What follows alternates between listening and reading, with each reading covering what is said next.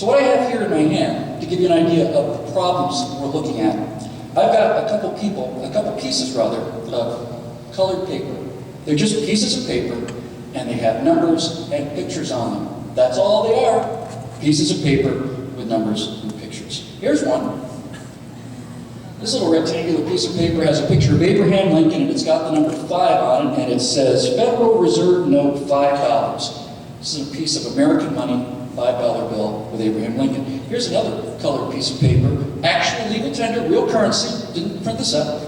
It's got a stack of rocks on the front for reasons that I can't completely understand. It's drawn on the Reserve Bank of Zimbabwe, and it's in the amount of $100 trillion. $100 trillion. Now, I don't know about you guys, but I never leave the house with $100 trillion in my wallet. I'm just not going to go out there unless I got $100 trillion. I mean, you never know, you might get snowed in Denver, let's say, and maybe you need to buy United Airlines, maybe you need to buy Denver. But, if you put these two colored pieces of paper down on a table, anywhere in the world, and ask anyone in the world to pick up one of them, every single person in the world will pick up this one, because people still perceive that this little colored piece of paper is worth something. And everybody knows that this piece of paper isn't worth anything. Ladies and gentlemen, if we get to the point where people no longer believe that this piece of paper is worth something, then it's game over.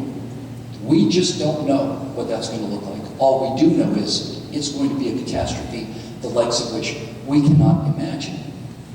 Because I'm not too worried about external threats to this country. The United States of America was born by defeating the most powerful military force in the world, Great Britain. Whipped them. It took a while, but we beat them. We beat the best armies ever fielded on the planet, other Americans, in the Civil War. We beat them. We beat the fanatical heroism of the Japanese. We beat the technological genius of the Nazis. We beat a philosophy that took over 2/3 of the planet, killed 100 million people in their collectivist dream of utopia called communism. It took us 50 years to beat those people, but we beat them too. On 9/11, the jihadis kicked us in the teeth. Their A-team took over 4 airplanes, and our girls' junior varsity team, just regular American citizens, just like any one of us in this room, just a regular group of 100 people on a plane who knew what was going to happen to them. Our B team, our C team, just regular people, stopped the best that Al-Qaeda had because they had 15 minutes, not 6 years, to prepare. And the only thing that was unique about Flight 93 were they were the only people that knew what was going to happen. If the people on those other planes knew what was going to happen, they would have brought those planes down too. I am not worried. You can kind of